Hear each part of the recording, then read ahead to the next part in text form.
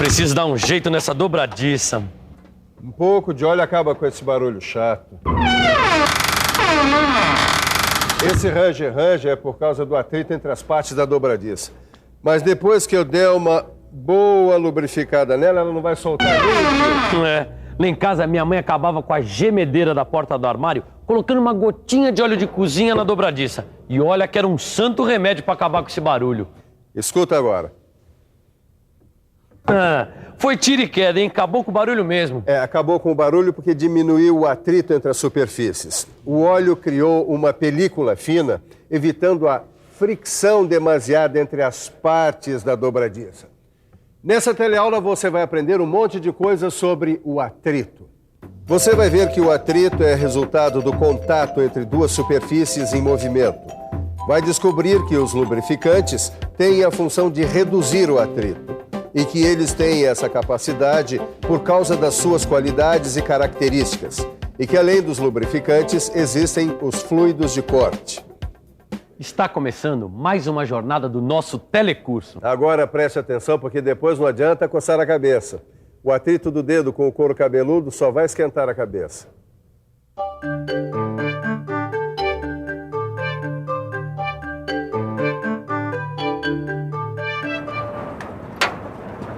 Neuza, dessa vez não tem jeito, viu? Fundiu o motor do teu carro. Bem que você me avisou pra verificar o nível do óleo, Edgar, mas eu sou tão distraída. Quando falta óleo no motor, o atrito entre as peças aumenta e ele esquenta. Chegou ao ponto que esquenta tanto que funde o motor. Você não verificou o nível do óleo, agora vai ter que trocar o motor. Ai, que prejuízo. Pelo menos é um bom começo pra gente estudar o atrito em ação. Motor fundido, as dobradiças rangendo, o calor gerado quando a gente esfrega uma mão na outra, tudo isso tem a ver com atrito. Mas afinal de contas, o que é o atrito? Vamos conversar agora com o Sérgio, que é professor de mecânica. Sérgio, por favor, explica pra gente o que é o atrito. Pois não. É o seguinte, atrito é o movimento de duas superfícies atritando uma com a outra. Então, se eu passar a mão, por exemplo, e esfregar uma sobre a outra, eu vou provocar um atrito em função da resistência encontrada por elas ao fazer esse esfregamento. Certo? Muito obrigada. Mas o atrito também pode ocorrer em superfícies lisas e polidas. Quer ver só? Oi, por favor, você pode esfregar esses dois blocos de metal um no outro? Claro. Vamos ver o que acontece. E aí, está ficando quente? Está quente. Viu só? E olha só que interessante. Mesmo se a gente colocar a mão aqui nesses blocos de metal, a gente não sente nada e também não vê nenhuma irregularidade na superfície. As saliências e reentrâncias são muito pequenas, mas mesmo assim dificultam o deslizamento das superfícies, provocando atrito e gerando calor. A gente aprende, lidando com os materiais, que é impossível obter superfícies sem irregularidades e que podemos diminuir, mas não eliminar o atrito. Existem vários tipos de atrito entre os elementos em movimento na natureza. É bom você ficar por dentro deste assunto. O atrito não acontece apenas entre os sólidos. O contato em movimento entre um sólido e um líquido também causa atrito. O mesmo acontece entre um líquido e um elemento gasoso. É só observar o fenômeno que acontece ao redor das grandes quedas d'água. Outro espetáculo proporcionado pelo atrito entre um sólido e um elemento gasoso é a entrada das naves espaciais na atmosfera. O contato em movimento deixa as naves incandescentes. Por isso, elas precisam ser construídas com material resistente às altas temperaturas. Para você que está estudando mecânica, o que mais interessa é o atrito entre as superfícies sólidas, que acontece o tempo todo quando as máquinas ferramentas estão em funcionamento. Oi, por favor, o que é que você está fazendo? Estou torneando uma peça. Estou fresando essa peça.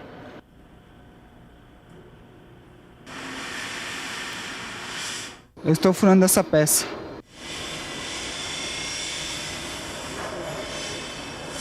Em todas estas operações, o atrito provoca aumento de temperatura, desgaste da superfície, liberação de partículas, predisposição à corrosão e microsoldagem a frio. A força do atrito está sempre presente na indústria, principalmente na usinagem. Se a gente parar para pensar e olhar à volta, vai perceber que o atrito está presente em quase todos os momentos da nossa vida. Sem o atrito entre os pés e o chão, a gente não poderia andar. Nem os veículos se moveriam, pois as rodas girariam em falso, sem sair do lugar.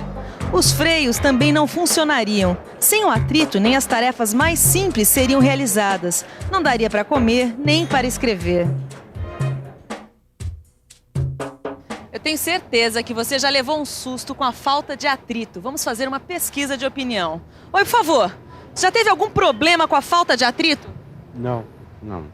Não. Já? Quer dizer que você nunca levou um susto com escorregão? Não. Já. Com o quê? Ah, com banana, casca de banana no chão. Tava chovendo. Foi de patins. Ah, eu ia andando, escorreguei e caiu. Escorregou com o quê? Com a banana. Estava lavando o quintal e escorreguei no sabão. Obrigada. Isso aconteceu porque o sabão diminuiu o atrito dos pés da nossa amiga com o chão. Aí ela catapimba-pumba, levou um maior escorregão.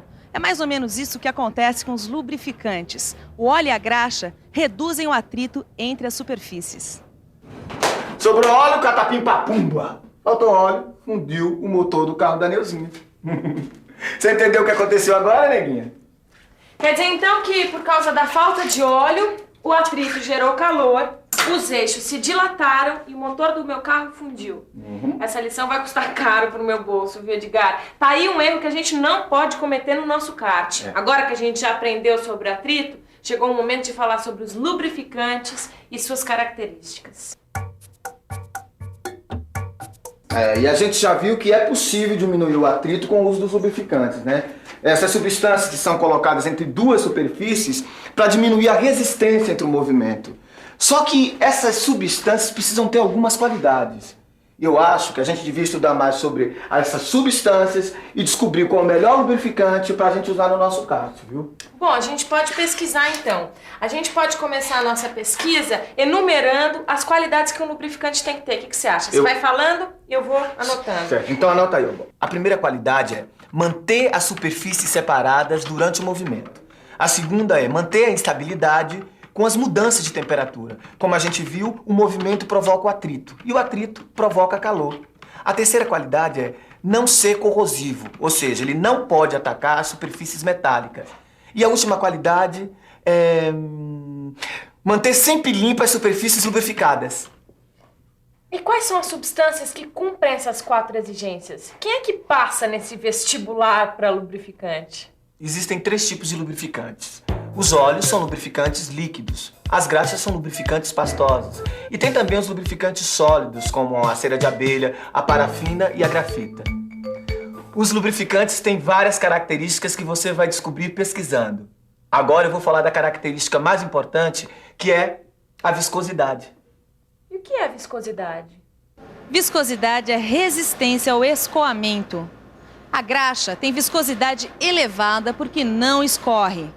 É importante que os lubrificantes tenham viscosidade elevada, porque o atrito provoca calor e os lubrificantes aquecidos ficam mais finos. Aí a viscosidade vai diminuindo. Vamos conversar agora com o professor Polarini. Professor, por favor, me diga mais uma característica da viscosidade.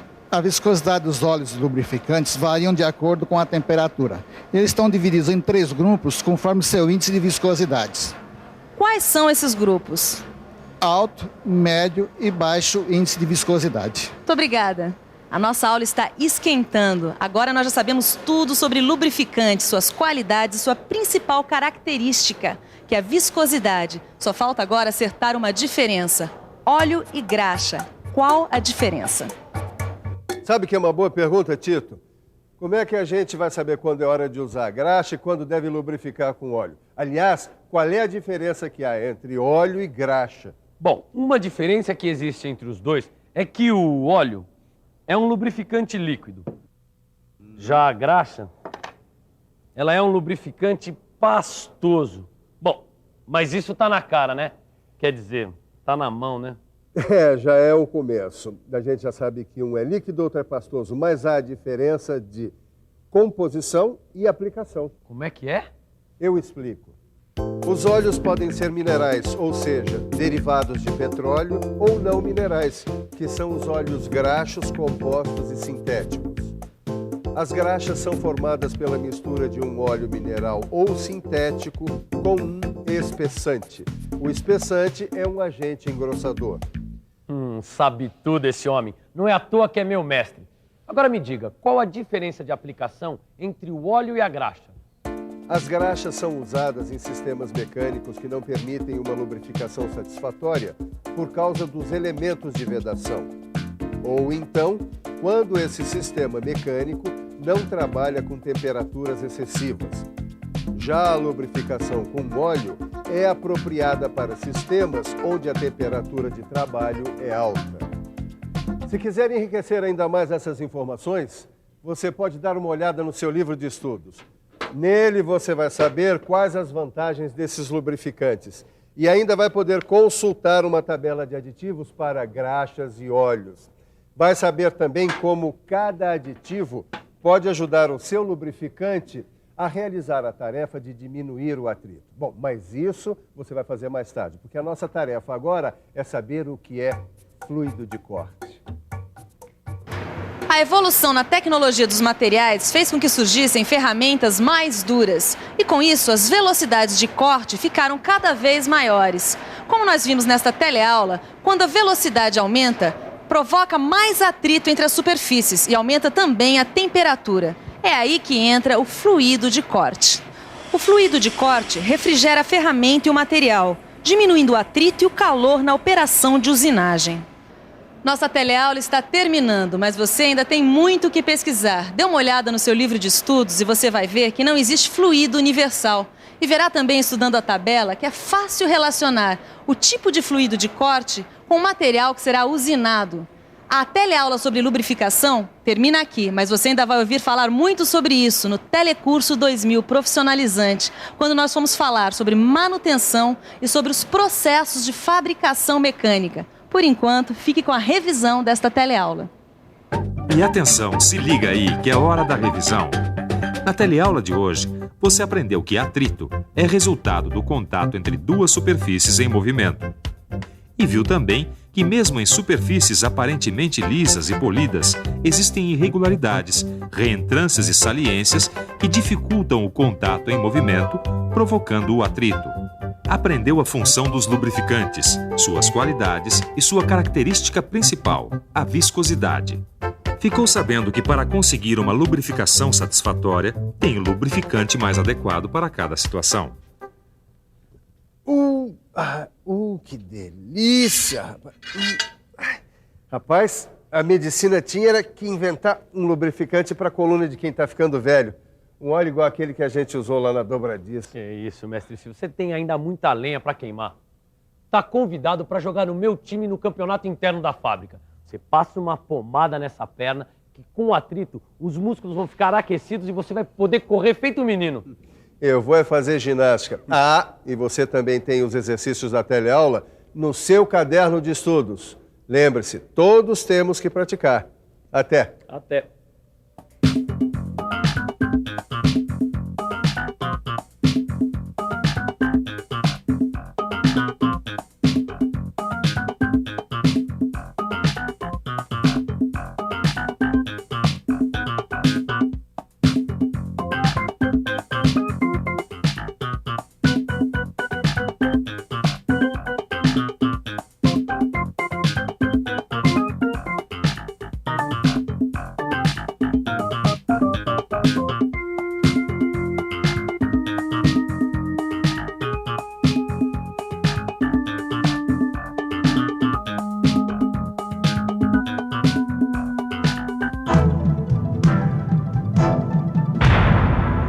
Telecurso 2000, um programa de educação do Sistema Fiesp e da Fundação Roberto Marinho.